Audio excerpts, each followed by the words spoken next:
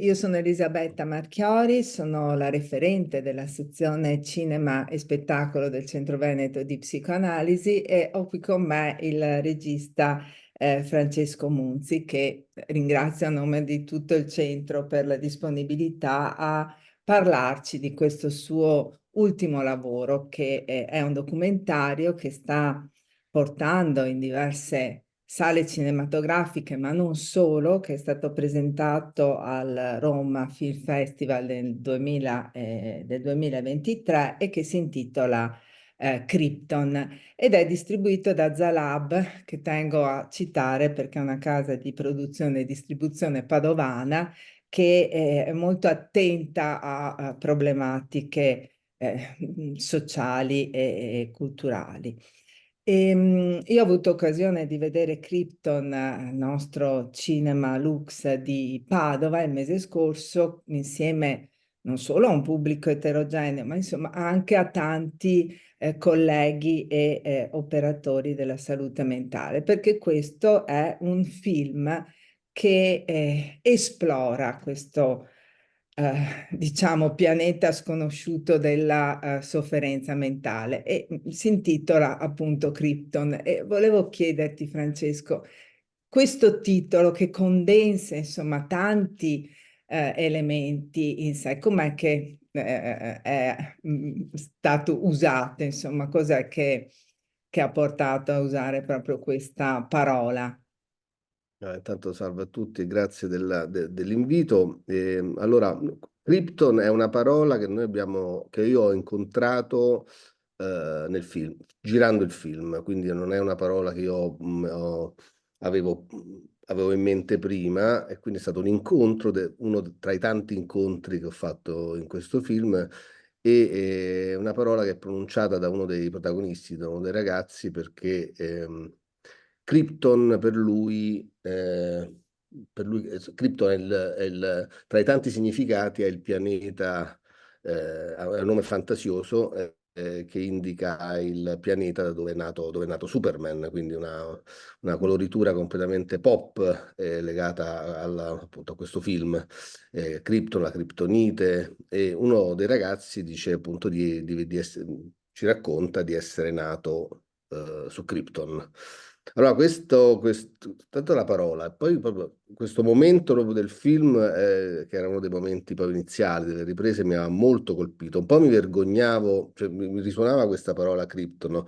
Però per un lavoro del genere un po' cioè, avevo un senso di vergogna, diceva, potrebbe essere il titolo, però allo stesso tempo mi sembrava che ci fosse qualche cosa di troppo, non futile, però diciamo di troppo leggero, di un po' di superficiale, ecco, pensavo. Poi ho piano piano cambiato idea, anche perché poi, insomma, diciamo, andando avanti con le riprese, questo cripto che continuava, cripto in realtà è anche il nome viene dal greco, indica qualcosa di nascosto.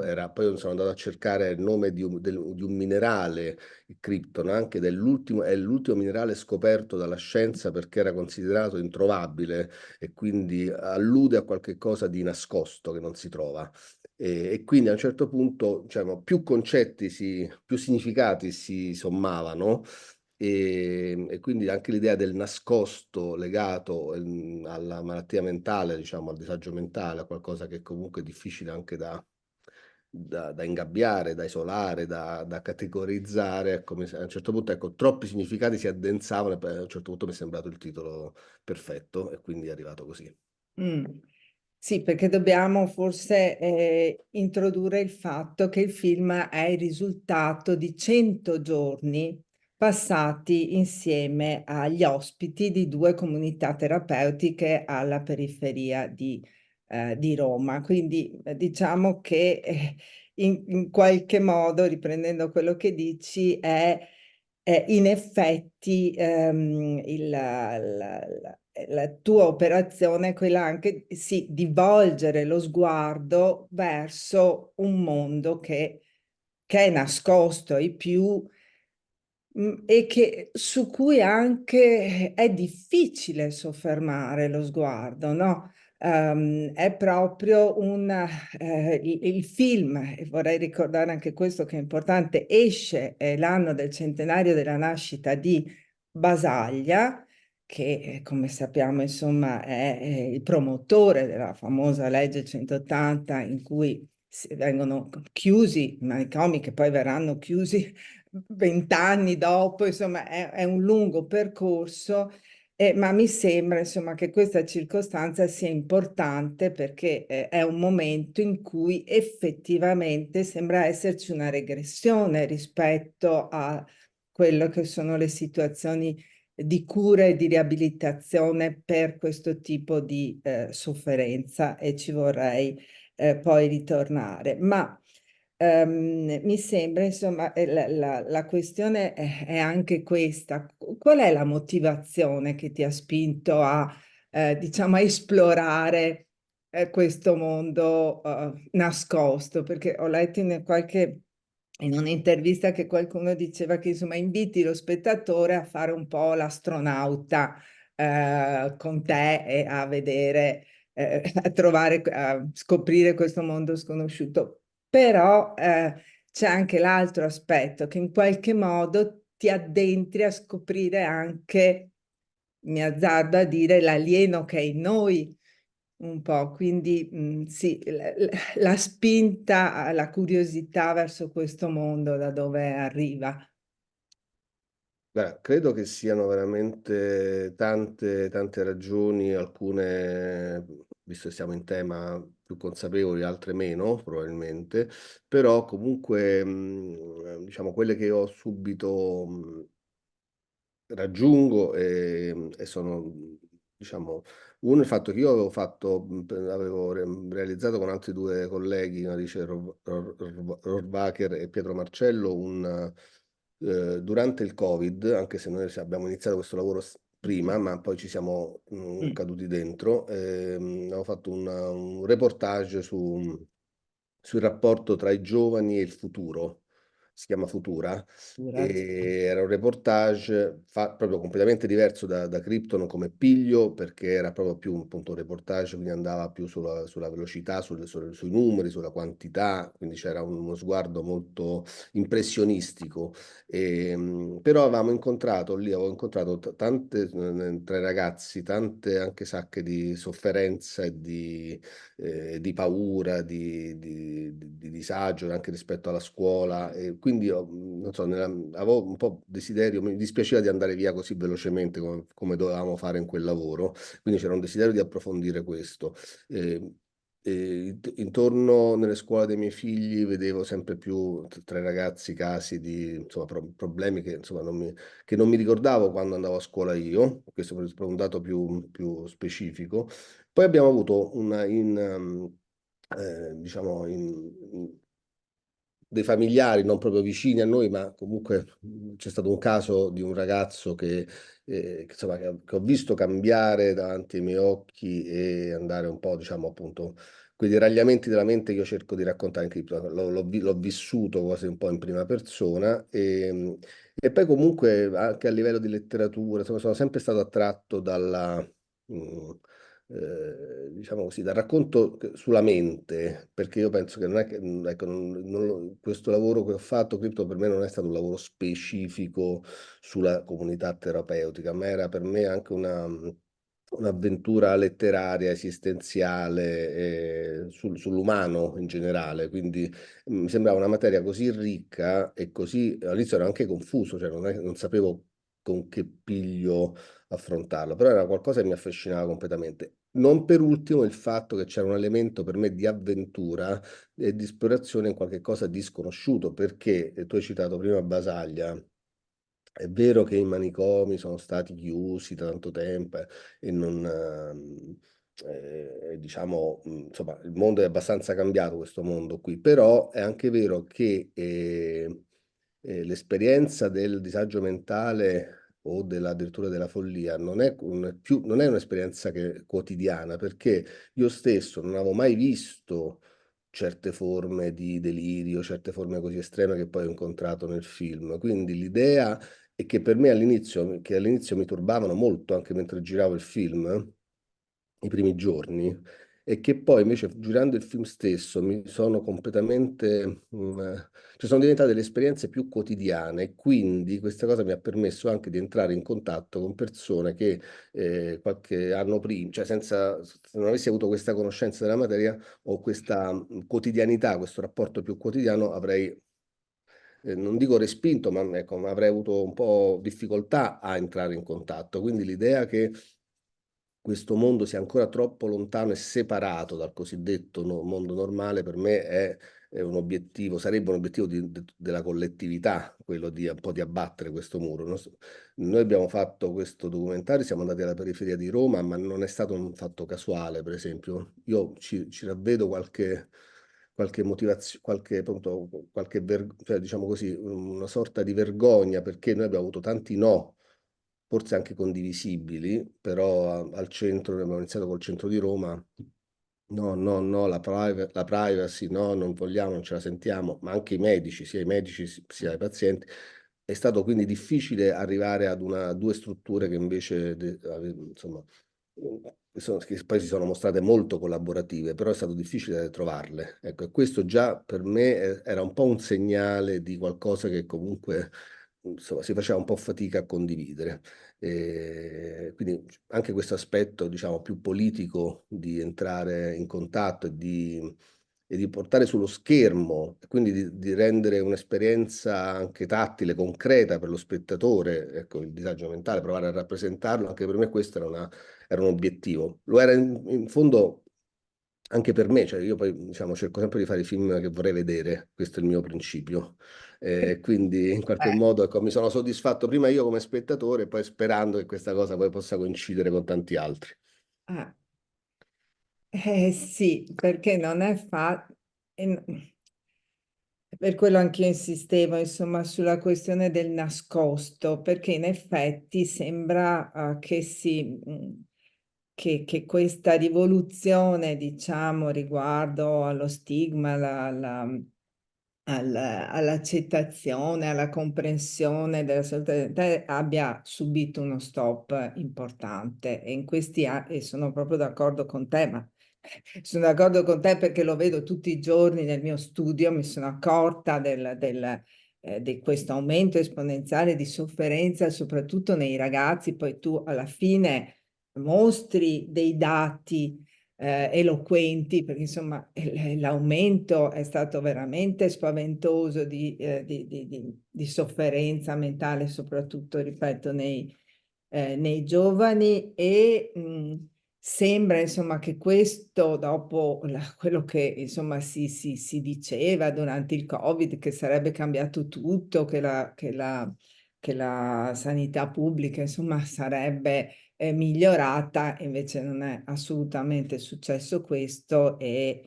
le telefonate da parte di genitori disperati aumentano di giorno in giorno, insomma, su Mhm. questi ragazzini che sono bloccati a scuola, eccetera. Quindi anche questo è un tema sicuramente importante perché non c'è una spaccatura tra i ragazzini di Futura e i ragazzi che poi si trovano nelle comunità, insomma c'è una linea, no? Una Sì, continuità e che tu dici giustamente, insomma, bisognerebbe fare qualche cosa che, anche per prevenire, oltre che per curare. Ma prima di passare a questo, volevo sottolineare, riprendere il tema della difficoltà, perché oltre a trovare le persone disponibili, che sicuramente è stato complicato, quello che si nota, che si coglie nel film, che si percepisce è proprio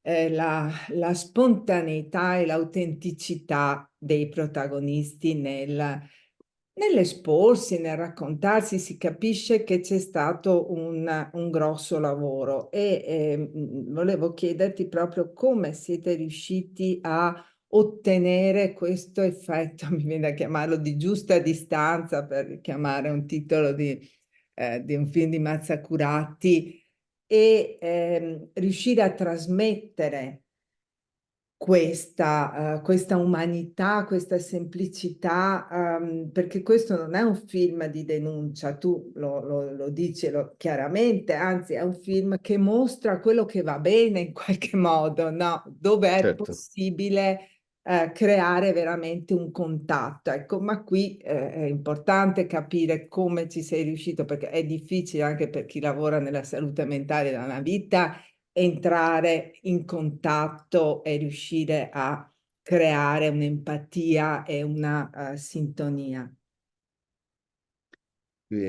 Allora, è una domanda, allora, diciamo, per me questo processo è stato difficoltoso, come sono insomma, anche difficili tutti i film. Qui in questo film è stato particolarmente coinvolgente, quindi in certo modo ho sentito meno alcune difficoltà che in genere sento nei film, perché ero dentro un processo conoscitivo e anche con degli incontri talmente potenti che poi, diciamo, l'aspetto appunto filmico più pratico andava un po' in secondo piano.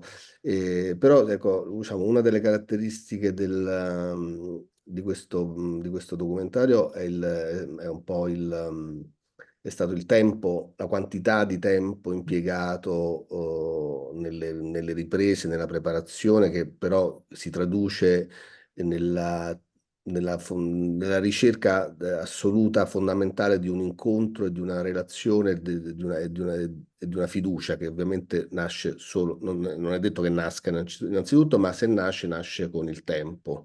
Mm. Quindi diciamo c'è stato il tempo della fiducia, il tempo un po' del fatto di noi abbiamo accolto loro, ma loro hanno accolto noi anche, quindi ci siamo un po'. Io dico sempre, secondo me, più che siamo stati noi a scegliere loro, loro hanno scelto noi, cioè, non si sono, ecco, diciamo, è stata, Mm. diciamo, chi si è fatto avanti in una maniera di fiducia è poi diventato un po', in maniera assolutamente, diciamo, sì, piena di fiducia, è diventato il protagonista di questo film. E una delle domande ricorrenti che poi avviene durante le proiezioni, dopo le proiezioni, è quella appunto, dice, ma come avete fatto? La camera da presa sembra, la macchina da presa sembra nascosta o sembra che non esista, sembra sparita. Come avete fatto a far sparire la macchina? A Ecco, criptarla, a anche questa. criptarla. E che sembra a volte che appunto che non ci sia quando una mosca che guarda, comunque insomma qualcosa che non, ecco, non percepisci un muro, una distanza. E allora là ecco, sembra un dato tecnico, in realtà è un dato umano, perché quando a un certo punto, quando noi, siccome noi siamo diventati una sorta di. Eravamo intanto pochissimi, eravamo in tre, non ho mai fatto un film con così tante, così poche persone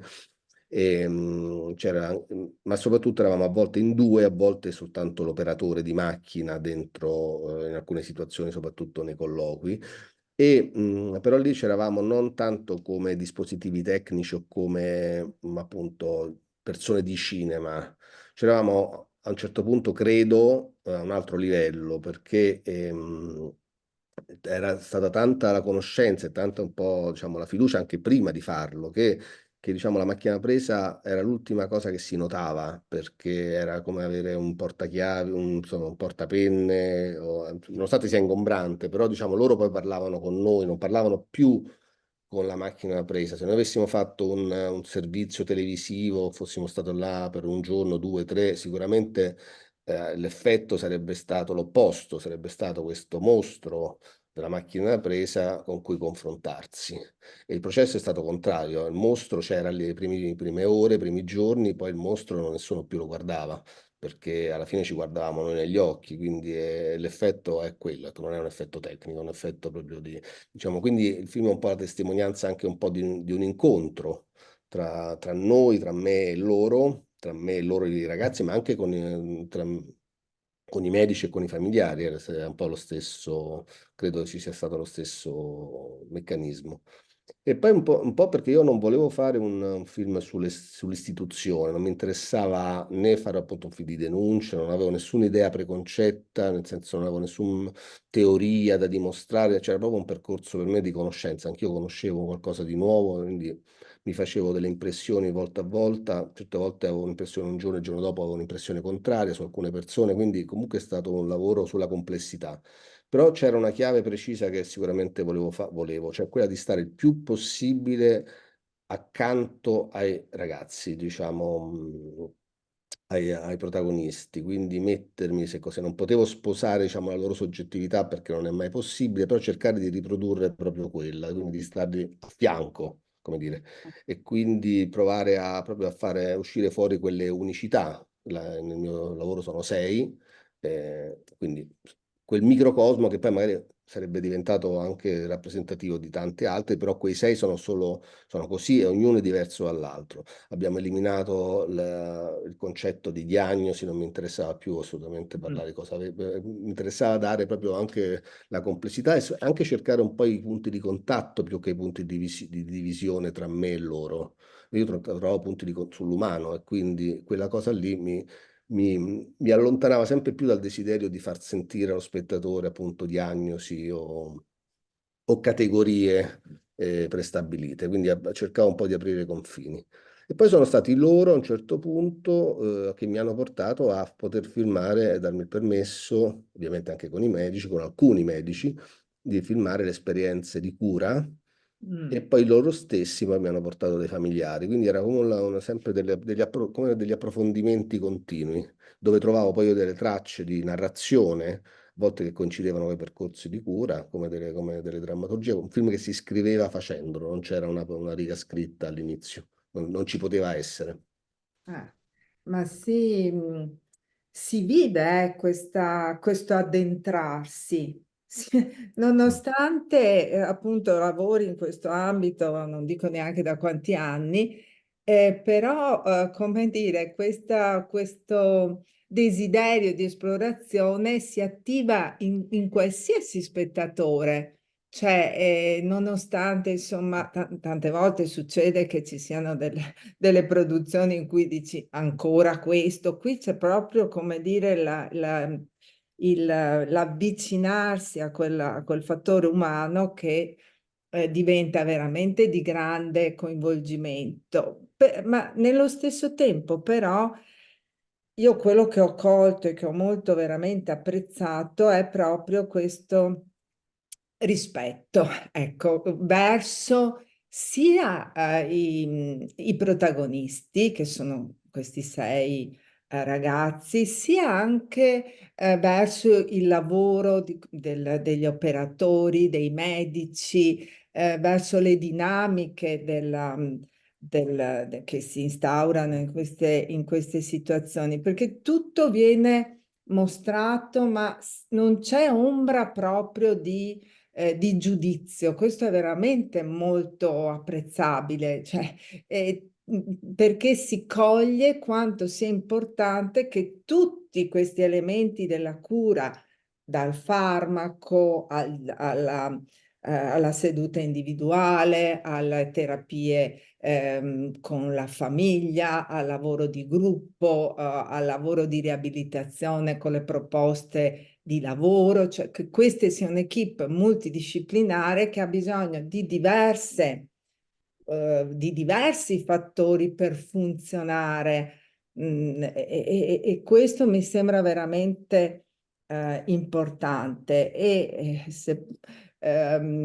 Questa questione del rispetto mi sta a cuore perché alla fine di giugno, il prossimo congresso di Lavarone delle frontiere della psicoanalisi sarà proprio il tema sarà proprio rispetto e risonanza, che mi sembrano 2 parole chiave proprio anche nel tuo lavoro, perché l'idea del rispetto, che c'è il filosofo Han che dice che è il pathos della distanza, no? Cioè quella necessaria distanza che permette paradossalmente la vicinanza e che consente anche però di creare una cassa di risonanza nell'interazione tra le persone. Quindi questo secondo me è proprio queste 2 parole, sono 2 parole chiave anche nel tuo film e in questo percorso dove ti addentri dai 6 personaggi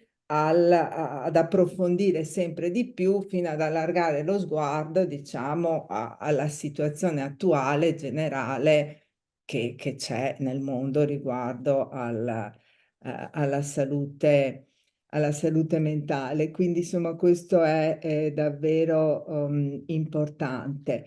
E mi veniva in mente anche quando ieri sera pensavo ai sei, questi sei che sono proprio, come dire, sei personaggi in cerca d'autore un pochino, no? Cioè hanno avuto la possibilità di, hanno avuto la possibilità di ripercorrere la loro storia, di rivederla, di ricostruirla con uno sguardo diverso.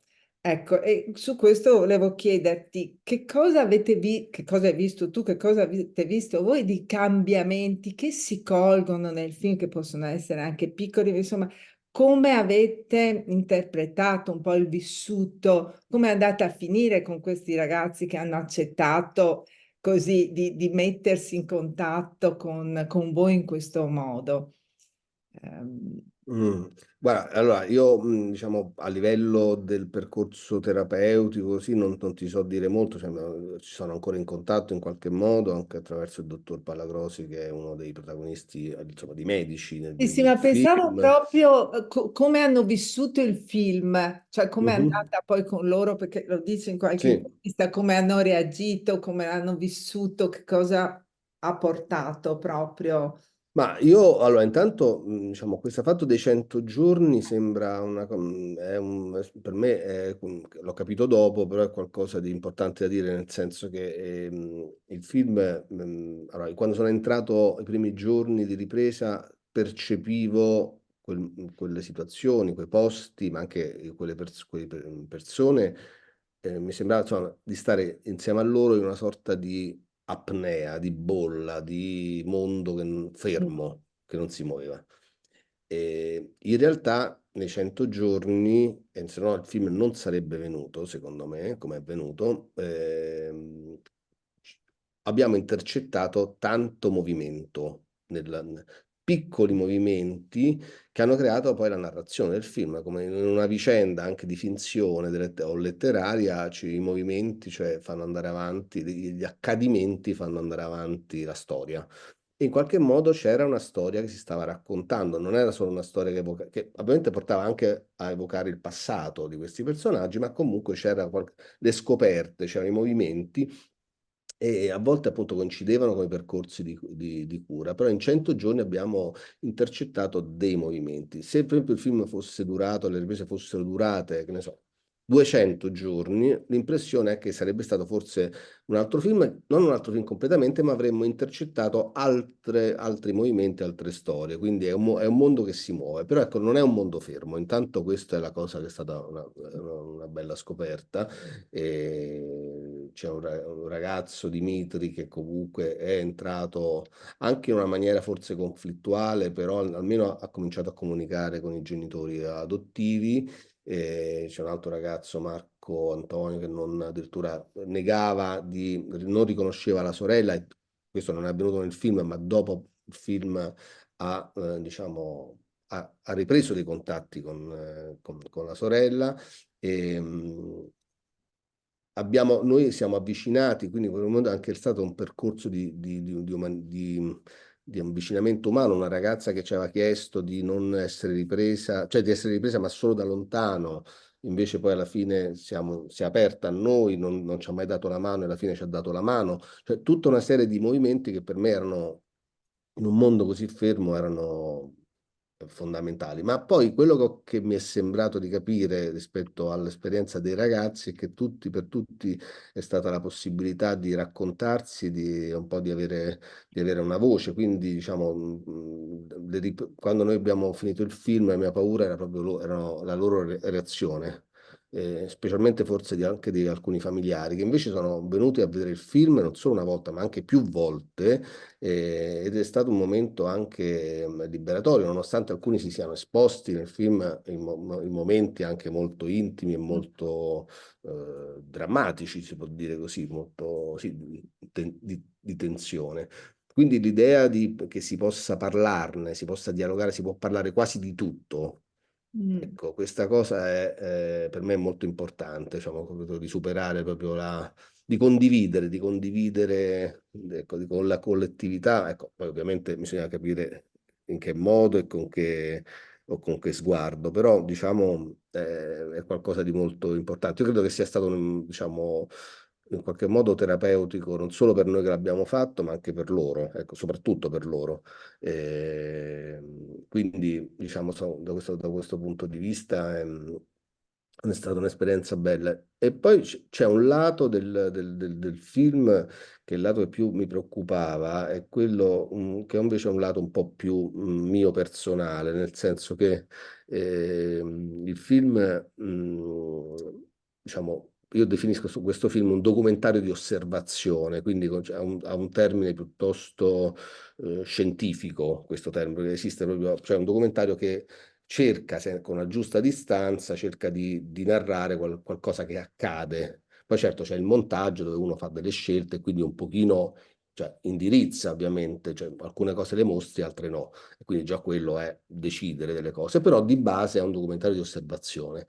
Poi c'è invece un'altra linea nel film che però per me è fondamentale, che è una linea completamente mia, interpretativa, soggettiva, molto più piccola, che è data da un utilizzo del materiale di repertorio, cioè di film, altri film, cioè film che non abbiamo girato noi in quel contesto, e soprattutto di materiale Super 8, quindi filmini amatoriali, familiari, Mhm. che per me sono stati fondamentali per dare spazio a come posso dire, forse a un sentimento, non lo so, a una nota musicale di cui avevo bisogno per restituire quello che io provavo girando il film, e che volevo condividere con lo spettatore.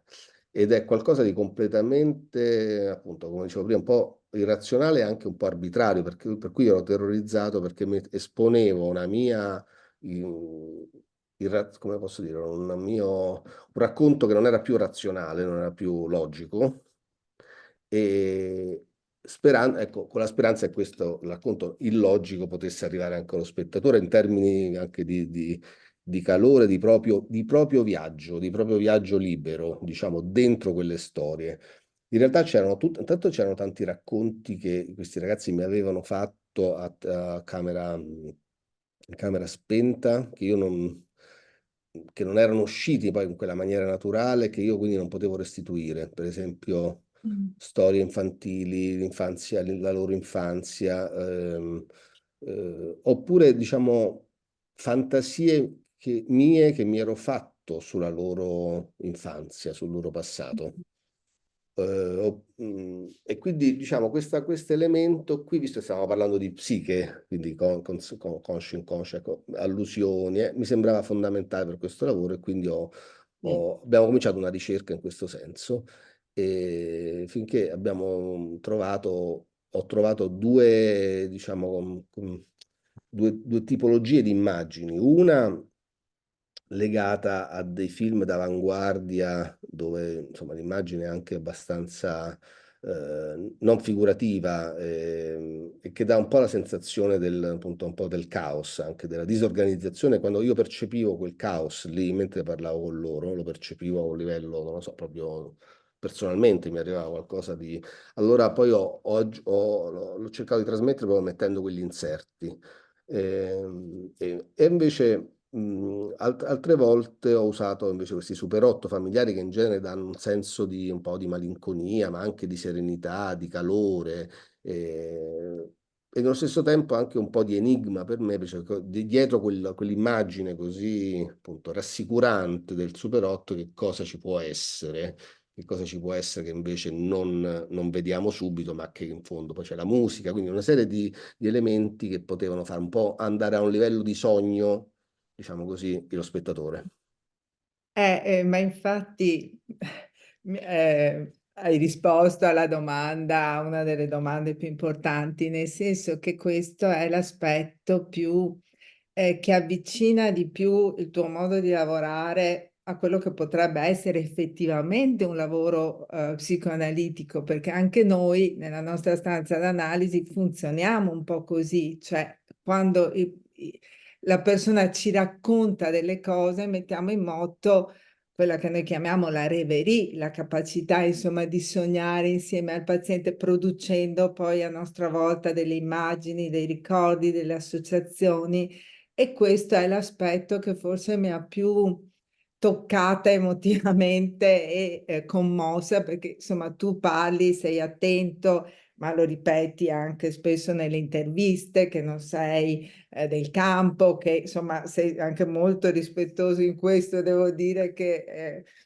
e però in effetti fai un lavoro di questo genere, non è solo la fantasia, qui è proprio entra in gioco il tuo inconscio e forse che si mette in sintonia con l'inconscio che emerge dai racconti che stai ascoltando, e quindi credo che questo, insomma, le persone intorno l'abbiano sentito che ti sei posto in questo modo. Quindi il funzionamento di cui parli, che è il funzionamento secondario, che non ha la logica, ma insomma è quella proprio del sogno che viene fuori in qualche modo nel delirio, viene fuori in queste immagini che tu metti insieme, che sono le tue, ma anche in qualche modo sono quelle che permettono poi allo spettatore di farsi coinvolgere così, perché a loro volta le tue associazioni muovono le associazioni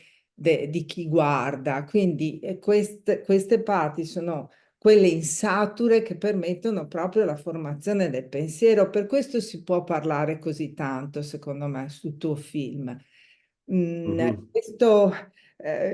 Questa mescolanza tra la concretezza della realtà, del documentario, delle cose, e questo funzionamento, che è il funzionamento primario della logica, e questo funzionamento secondario che è quello del sogno.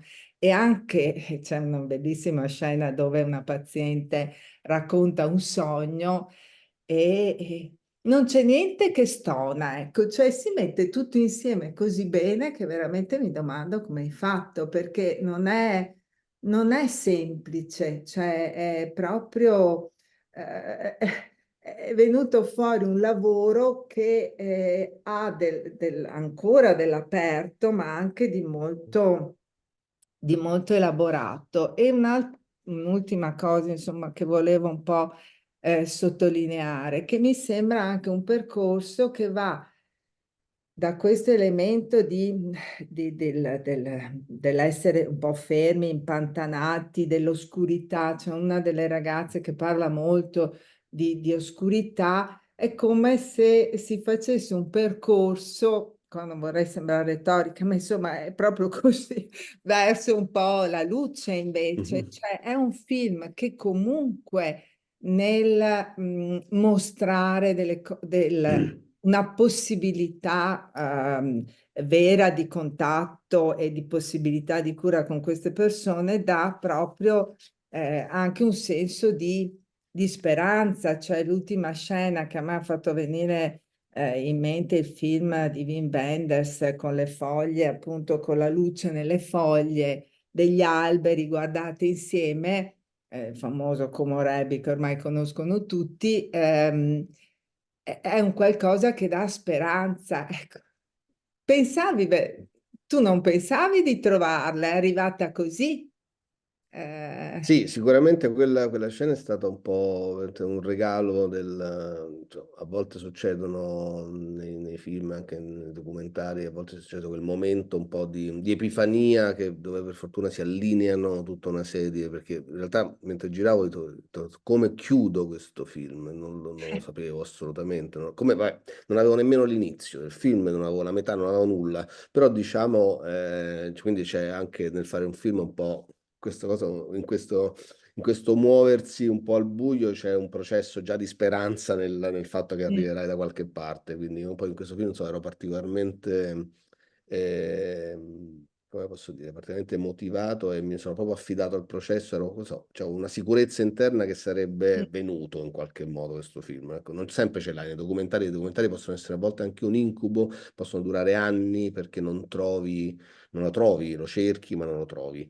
Qui invece c'è stato, dandoci anche questo strano limite dei 100 giorni, ecco, è stato un documentario relativamente rapido per la complessità della materia. Però a un certo punto con questo personaggio, questa ragazza che ci aveva chiesto aveva detto faccio il documentario, però non dovete avvicinarvi, cioè nel senso mi potete riprendere ma da lontano. Infatti in tutto il film, per chi lo vedrà, è una sorta di fantasma, poi una ragazza che comunque si muove, resta ferma per tanti minuti, nello stesso punto cammina seguendo le linee delle mattonelle, quindi era per me, anche per me, un fantasma, era qualcuno che non conoscevo e mi sembrava anche una persona piuttosto distante da tutto quanto. Finché negli ultimi, visto che poi a un certo punto stavamo sempre lì, stavamo spesso lì, anche lei sono iniziate i primi contatti, le prime parole, ma a un certo punto ci ha dato la mano, un contatto che era qualcosa che prima veramente, quando mi ero presentato e avevo dato la mano e lei non me la restituiva proprio, non mi voleva nemmeno, ecco, c'era proprio una separazione totale. E invece alla fine, gli ultimi 3-4 giorni di ripresa, quindi proprio una cosa direi quasi miracolosa, ci si è avvicinata a lei e ha detto mettete la macchina vicina, adesso possiamo provare. E abbiamo fatto non so, un mezzo pomeriggio con lei. E in quel mezzo pomeriggio ci sono stati 4-5 minuti perché poi è un piano sequenza, cioè nel senso, piano sequenza nel cinema vuol dire che non c'è montaggio, quindi è qualcosa che è successo proprio in diretta, è una parte dove sono 3-4 minuti di seguito, dove lei a un certo punto un po' si rivela perché innanzitutto comincia a parlare con il medico e dove in questa scena c'è come un'esaltazione dell'importanza, per me, io la vedo così, dell'importanza della parola, cioè del dialogo, è qualcosa dove questo dialogo diventa finalmente un contatto, perché si parla anche di cose molto semplici, la primavera fa caldo, c'è il sole, eh, e quindi c'è una distensione proprio di umanità dove appunto la malattia proprio non se la dimentica, ecco. Però proprio perché se la dimentica a quel punto succede qualche cosa di liberatorio veramente, beh, insomma, che io immagino possa andare verso l'idea della guarigione. E poi la scena continua, il medico se ne va, lei si spaventa per un momento e dice ma veramente te ne vai? Ma anche tu vai via, dice no ma adesso sto facendo una riunione, tornerò. Rimaniamo un po' soli con lei e lei a un certo punto c'è lei che guarda altri ragazzi, un'altra protagonista del film che ha un rapporto complicato con il padre, che sta lontano nel giardino, e lei comincia a commentare il rapporto che c'è tra questa ragazza e suo padre. Quindi noi si capisce in quel momento, perché ha visto il film, che una ragazza che sembrava completamente distante, quasi una statua che segueva le mattonelle, era perfettamente consapevole di tutti gli altri, ma consapevole a un livello proprio, diciamo, di conoscenza profonda di quel rapporto lì. E quindi, diciamo, adesso è una scena che non si può tanto raccontare, però è un momento di grazia, diciamo, del film, e quindi che lascia proprio un senso di apertura. Di apertura e anche un po' segna diciamo, l'importanza della condivisione e del dialogo. Quindi a un certo punto, quando è successa, abbiamo detto potrebbe essere veramente il finale del film, infatti così è stato. Guarda, ti ringrazio tanto perché hai detto l'ultimissima cosa che mi piacerebbe che ci dicessi qualcosa, cioè ehm, oltre a essere un film importante sulla sofferenza mentale, passa un messaggio, secondo me, fondamentale in questo momento per tutti proprio, cioè al di là di quello che può essere il disagio, ma l'importanza, come sottolineavi tu, del tempo, dell'attesa, della tolleranza ehm, anche alla mancata prestazione, no? Qui si vede una Mhm. ragazza che ha un disturbo alimentare, si deve portare a casa il cibo, oppure no, ma tutti aspettano che lei decida, che faccia con calma, cioè, Mhm. quindi l'importanza dell'ascolto, dell'attesa, appunto, della parola, del dialogo, del non avere fretta, anche quando propongono i lavori, i ragazzi dicono no, ma non riesco, non c'è nessuno che spinge, no? Mhm. Dove invece quello che arriva a me, che ci lavoro tutti i giorni, è proprio questa pressione che i ragazzi sentono, cioè una pressione forte che appunto credo che insomma emerge anche in futura. Quindi c'è un messaggio che va oltre alla questione del capire, del cercare di entrare in contatto con il disagio, diciamo, della malattia, della follia, ma anche un qualcosa che riguarda proprio noi, la nostra società e la malattia della nostra società. Ecco, io vorrei Certo. sapere se mi dici due parole su questo, perché credo che sia proprio la cosa, quello che va oltre e che è fondamentale nel messaggio che il film porta. Mhm.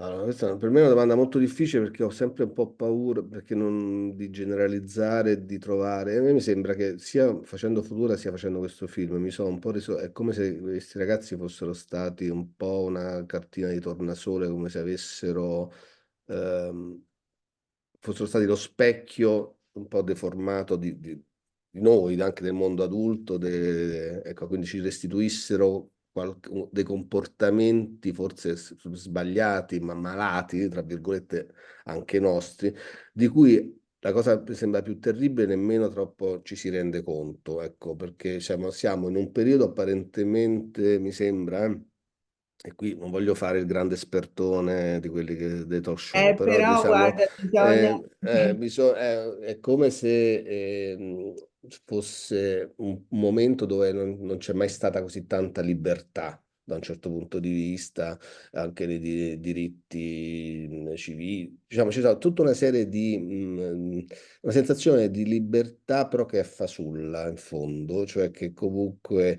dove ovviamente l'immaginare di poter creare questo ce lo dicevamo molto in Futura con Pietro e Alice, cioè l'idea che c'è un'impossibilità di immaginare un mondo altro e quindi di rompere degli argini e poi c'è questa idea performativa che è arrivata diciamo, a un livello, penso, forse inconsapevole quasi, che però si è talmente stata interiorizzata che rende angosciante molte azioni, rende angosciante anche un po' vivere, perché non mi spiego diversamente questa sensazione che nei ragazzi esplode proprio, ma Mm. con dei numeri incredibili. Io vedo un'esperienza intorno a me, non è che faccio degli studi, diciamo, Istat, io vedo delle esperienze intorno a me, dei miei figli e i compagni loro o amici, è una cosa incredibile, diciamo, il livello, persone che non vogliono andare più a scuola,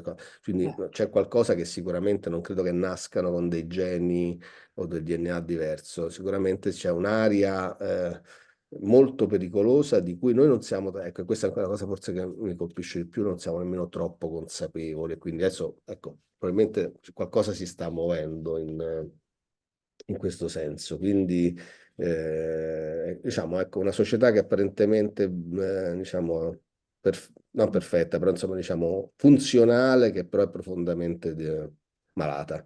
E quindi ecco, bisogna cominciare un po' a fare anche un po' di autoanalisi, credo, nel mondo adulto. Certo, ma ecco, come anche diceva un mio collega Foresti, insomma, ci sono alcune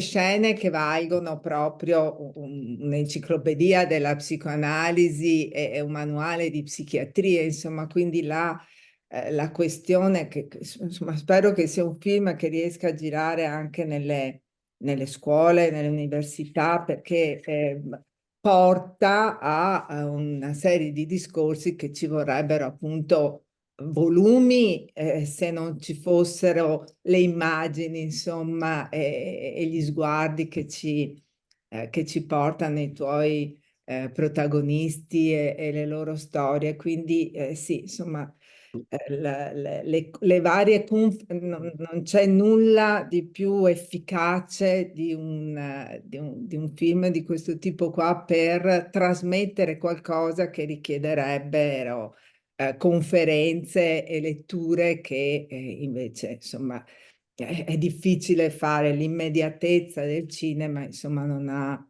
Mm. eguali. Quindi, Francesco, io ti ringrazio Io veramente. volevo dire un'ultima cosa, che questa forse riguarda più il mondo vostro, diciamo, della psichiatria, psicanalisi, eccetera. Io quello che ho notato, a parte che ho fatto poi, diciamo, presentando il film, ottimi incontri, e, diciamo, anche a livello di dottori, psichiatri, il film è diventato anche un po' un piccolo caso, diciamo, nel mondo Eh, proprio specifico, quindi addirittura a Roma abbiamo fatto una proiezione con tutti gli specializzandi dell'università, e quindi è stato molto bello. sì. Però quello che ho intuito in piccoli dibattiti che ancora forse poi spero ci saranno in futuro è che anche nel mondo, diciamo, universitario, per esempio, di come viene insegnata la materia, e come anche alcune situazioni di cura che ho incontrato, non Mm? ho ripreso, ma ho incontrato. Ecco, diciamo, l'idea invece del dialogo, della condivisione, l'idea, diciamo, della cura attraverso la parola, del tempo, ecco, non sia proprio l'idea maggioritaria che c'è ecco, ma soprattutto che è molto forte l'idea però non so se lo dico bene, però ho sentito che appunto che la malattia mentale è una malattia del cervello, è un organo come tanti altri e va curata come tale. Tra l'altro ho sentito anche delle interviste di esperti su media importanti che asserivano questa cosa in maniera... non mi voglio addentrare, diciamo, Ah, in argomenti di non mia competenza, però ecco, io penso che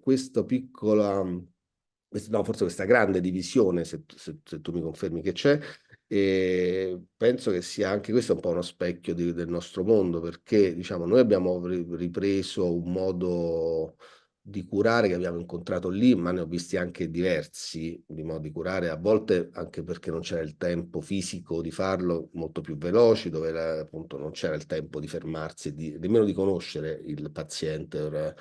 O a volte c'erano forse anche delle ideologie dietro, dei modi di curare che non prevedevano necessariamente questo incontro e queste parole. mm, Ora, mm. questo forse è un argomento enorme, però ecco, mi piacerebbe, questo forse in un altro documentario si potrebbe fare, però ecco, è interessante che, ecco, vorrei da spettatore, questa forse è più una domanda che faccio io a te, mi piacerebbe saperne di più di Eh. questo. Eh beh, e questa dicotomia c'è sempre un po' stata, devo dire, però ad un certo punto, cioè tra la psichiatria biologica, farmacologica e quella più psicodinamica, piuttosto che la psichiatria democratica, che è diversa naturalmente, però insomma si basa Mhm, sull'ascolto e sulla condivisione. Io da psicoanalista ho lavorato a Venezia dove c'era una grossa parte di psichiatri democratici, quindi insomma si viveva day by day con il paziente, si mangiava insieme, insomma si metteva in una mhm, situazione molto... Però ad un certo punto, nella quella che è stata la mia carriera, quando ho iniziato, c'era un tentativo di... C'era un lavoro grosso di integrazione, cioè di mettere mhm, insieme questi due aspetti, però hai ragione tu, cioè adesso invece le strade sembrano essersi divise ancora e la psichiatria biologica corrisponde in qualche modo a quell'aspetto di risparmio di tempo e di risorse, perché naturalmente un farmaco è molto più di facile somministrazione e apparentemente, insomma, risolve, certo risolve il sintomo, quindi nessuno ne nega la necessità in alcune certo, situazioni, però questa esperienza che tu hai visto è importantissima, che tu che tu ne abbia fatto una testimonianza perché rende proprio l'idea che si può veramente stare meglio, cioè da Krypton riuscire a tornare sulla Terra e trovarsi un posto nel mondo. Ma le risorse, e qui finiamo un po' nella politica, ma un po' ci vuole perché Mhm. anch'io non vorrei espormi, però qualche volta, come dice un altro documentario di Zalab, cioè, devi dire da che parte stai, insomma, no? E quindi questa sofferenza la curi con i farmaci. Ci sono, come ricordi tu anche in un'altra intervista, beh, i miei colleghi che lavorano ancora nelle istituzioni non si ricordano i nomi dei pazienti, ma non perché non vogliono, non possono, sono troppi, possono vederli 10 minuti ogni 6 mesi. Quindi le risorse mancano. Tu hai filmato, sei entrato in una situazione veramente rara ormai, cioè ci sono le comunità, le cose, ma sono poche perché richiedono risorse economiche, di mezzi e risorse umane che si tende a tagliare. Quindi è più semplice dire sono i neurotrasmettitori che non funzionano, ti diamo il Mhm. farmaco e starai meglio. Sì, probabilmente starei meglio, ma starai anche sempre su Krypton. Questo è il Certo, punto. sì, Cioè, sì, sono d'accordo. è Sì. come se è veramente, ecco, questa cosa qua mi viene in mente adesso. Basta perché io potrei andare avanti con te, sei fino a stasera o a lunedì, quindi cioè proprio questo, li lasciamo su Krypton, questo è il punto. Anzi, Certo, li spingiamo ancora più in là, andiamo ogni tanto a portargli i rifornimenti, basta che stiano lì lontani e che non ci disturbino, perché siamo certo, tornati a questo purtroppo. E il tuo lavoro è importantissimo proprio perché ci riporta indietro quell'umanità che non si vuole più vedere se non col cannocchiale da lontano. Quindi chiaro, questo no. mi Io sembra proprio per chiudere rispetto alla tua domanda iniziale, i ragazzi ci restituiscono un mondo che non, diciamo, di cui non ci rendiamo conto che probabilmente non funziona, ecco, il mondo adulto, per cui i Mhm. ragazzi. E questo discorso della psichiatria, diciamo, la cosa è vero che a volte sono le risorse cioè spesso sicuramente le risorse mancano e impediscono al medico di avvicinarsi al paziente. Però il mio dubbio mi viene da profano è che se Eh, però c'è anche una idea di fondo che certo, invece questa cosa va anche bene, può funzionare, anzi forse è pure inutile perderci tempo, allora a quel punto mi riporta a quei eh, ragazzi là dove c'è un io e non c'è mai un noi, si è perso proprio l'idea del sì. collettivo, della condivisione e lì ritorniamo forse a un mondo, a una società che Eh, non funziona più tanto, ecco. certo, perché c'è, Francesco, anche il problema della formazione. Ieri Mhm, sera ci siamo sentite con la collega con cui abbiamo scritto l'intervista, la recensione del film che c'è sul sito, così ci siamo un po' mhm, confrontate e lei mi diceva, ho cercato di portare gli specializzandi e sono riuscita su tot a portarne tre, cioè mhm, è come se anche questi giovani medici in mhm, formazione stiano un po' perdendo le speranze, cioè non c'è una spinta verso. Pochi sono, ti devi interessare tu. Invece, poi chiudo per quando io sono entrata in specialità in psichiatria, il mio direttore ha preso tutti e ha detto: Va bene, adesso tu ti cominci la tua analisi, tu vai a farti la tua psicoterapia, cioè anche incoraggiava a fare un lavoro su noi stessi, a mhm, conoscerci, cosa che adesso si è completamente persa. Noi avevamo dei maestri che ci trasmettevano delle cose. Ora e dopo, soprattutto dopo il Covid, dove si sono formati dei medici praticamente a casa loro, perché non c'è mhm. Certo. senza contatto, e non sanno neanche cos'è una comunità. Quindi hai ragione, cioè c'è cioè, purtroppo si viene spinti anche a formarsi in questo modo qua, quindi certe idee devono ricominciare A girare. filtrare, a Eh, girare, perché c'è questo, c'è quello, ma l'aspetto biologico sta prendendo il sopravvento e questo è molto pericoloso. E tu lo mostri bene questo è importante. Quindi grazie veramente, Grazie a te, grazie Elisabetta, mille e buona giornata allora. A anche a presto. te. A presto e buon tutto. Buone cose. Ciao. Grazie, ciao.